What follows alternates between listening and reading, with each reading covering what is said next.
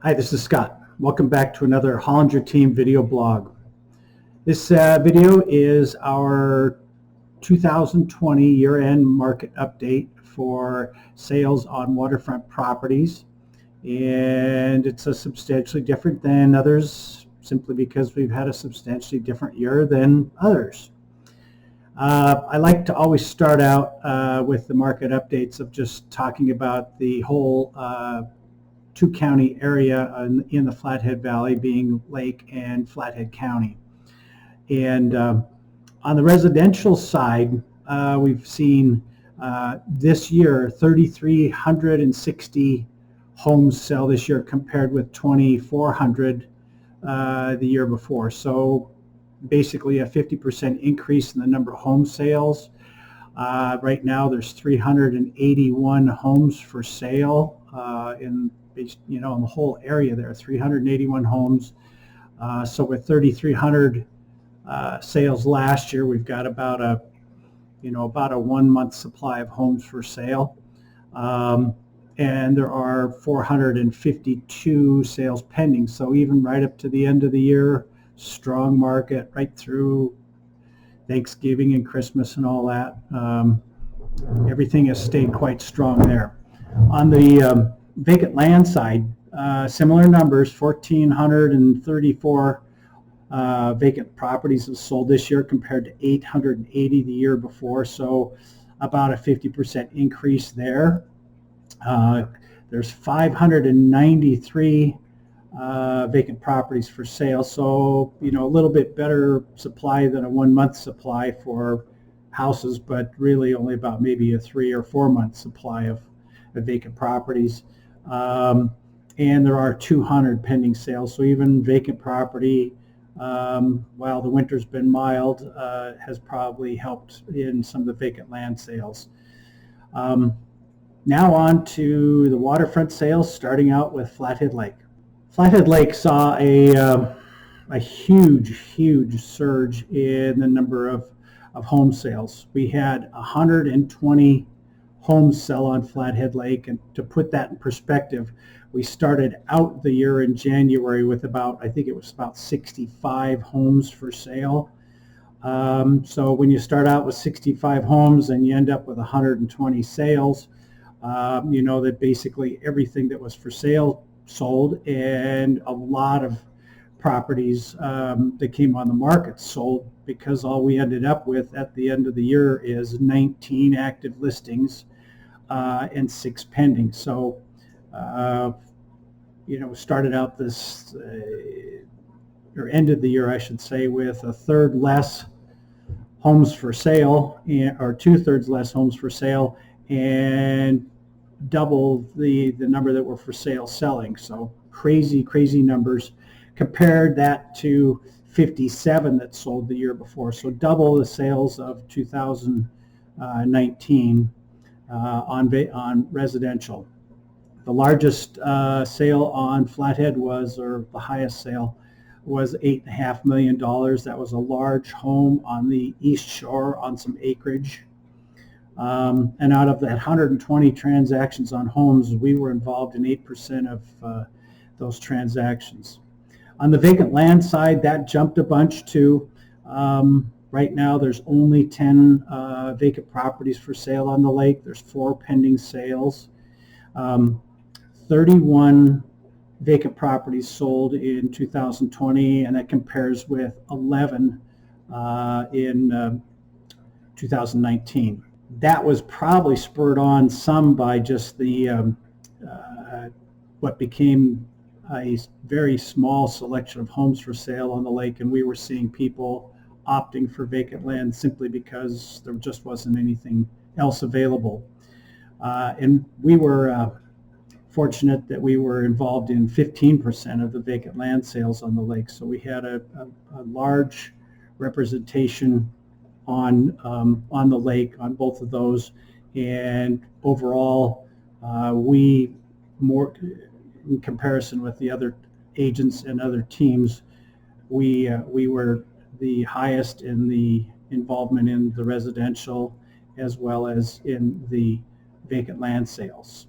If you have a lake property and you always thought that you would hold on until it became worth X, I would say now is the time when it's worth X.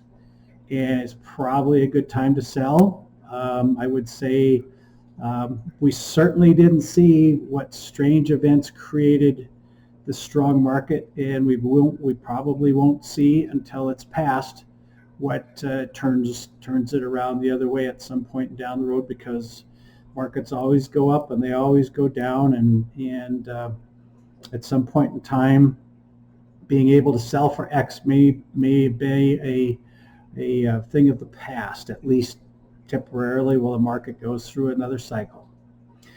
Now on to the condominiums on Flathead Lake, which are, again, are some interesting numbers to share there. Condominiums on Flathead Lake saw a large surge also.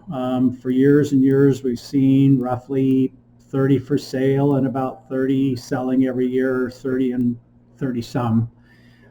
This year we saw 77, so double what was 2019 sales of 35 went to 77, so actually a little more than double, but a big surge there, and left us with only 2 condominiums for sale on Flathead Lake. Of all the condominiums in Polson, Lakeside, Big Fork, there are 2 currently on the market. There are 6 pending sales, and so it's again, if somebody has a condominium and you aren't using it, or just are ready to do something different, now is a great time to sell.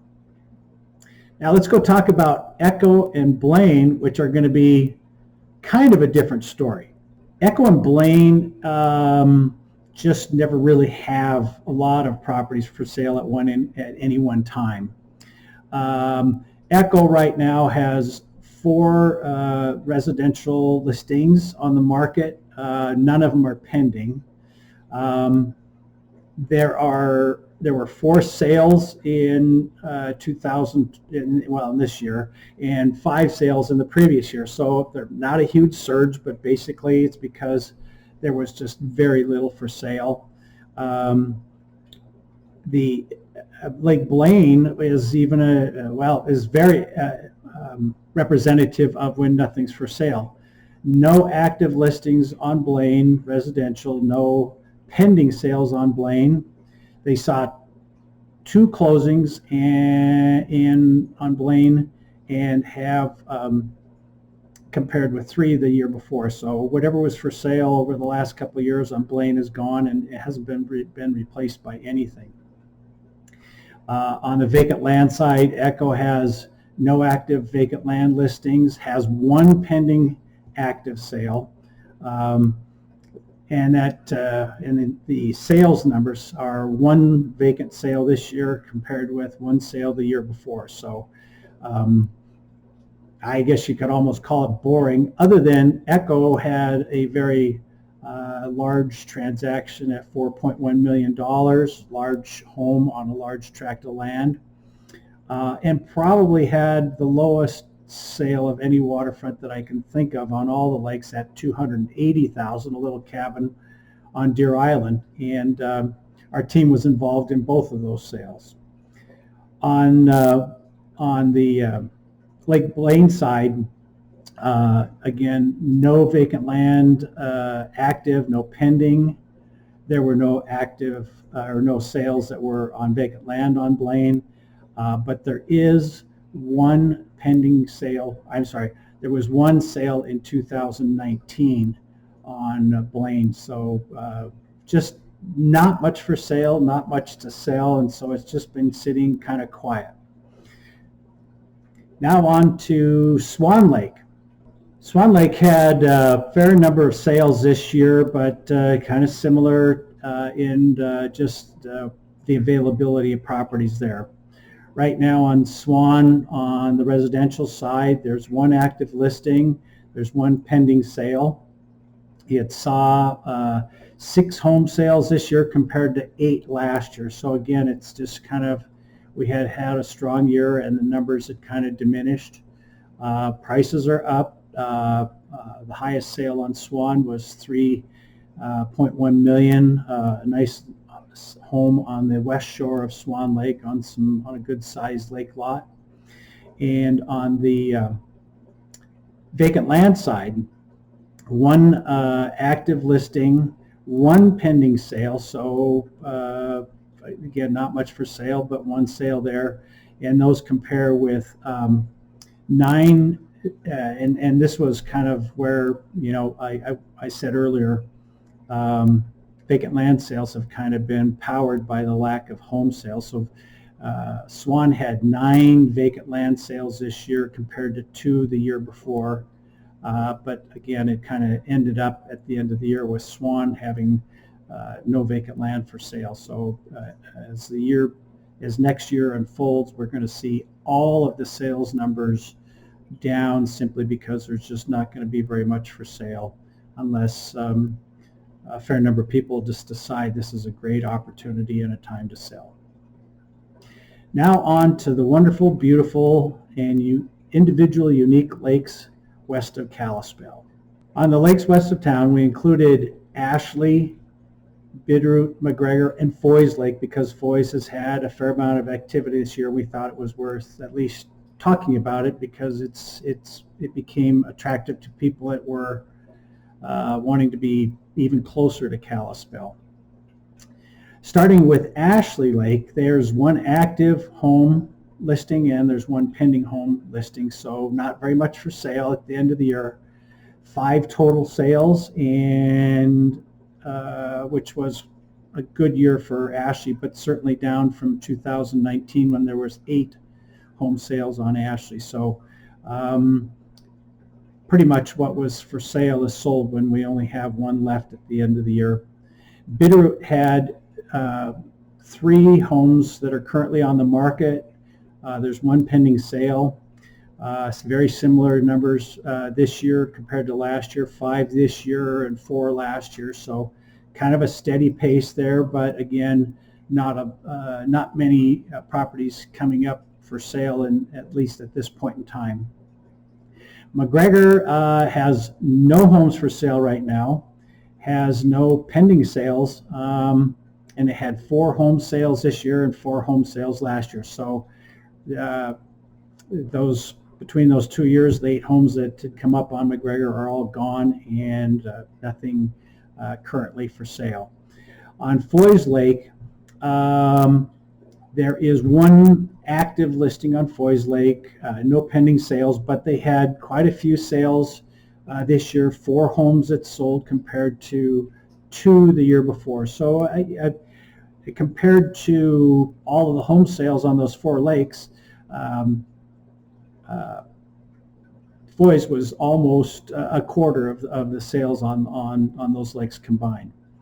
On the vacant land side, back to Ashley Lake, one active listing, only 1 lot for sale on all of Ashley, no pending sales, 3 vacant sales this year compared to 1. So what was for sale is pretty much all sold. Bitterroot has no vacant properties for sale. There's 1 pending. Big number here, 8 sales on Bitterroot this year compared to 1 the year before. So literally everything that came up for sale, and some of them sold in less than a week, and some of them for some high numbers. We represented a sale at $1.5 million for a vacant property on Bitterroot Lake. So a lot of activity there, not much left over. McGregor has no vacant properties for sale, has no pending sales. It did see 7 vacant sales there, which was a huge number for McGregor. McGregor had gone some years prior where there was maybe 1 or 2, so quite a few. And in fact, in 2019 it was 2 sales, and then it jumped up to 7. So percentage-wise, all huge increases, but basically it probably could have been a bigger number if there was more more that had come on the market. I'm sure there would have been. Foy's Lake has no active vacant listings right now, no pending sales on vacant land, and this year there was one vacant land sale, and last year there hadn't been any. Out of all of those lakes and out of all those transactions, we were blessed with being involved in 19% of all of the transactions out there. This year's video could have been a half-hour long documentary on all the stories of these sales and transactions and just all the things that happened this year that certainly created what was an unusual year. But I decided not to make a documentary out of it. So appreciate you viewing the Hollinger Team video blog, and please subscribe to our channel, forward this on to friends. And the outro is a little 1-minute video clip of a photo of the 120 transactions that we had this year as a team. Thanks for viewing.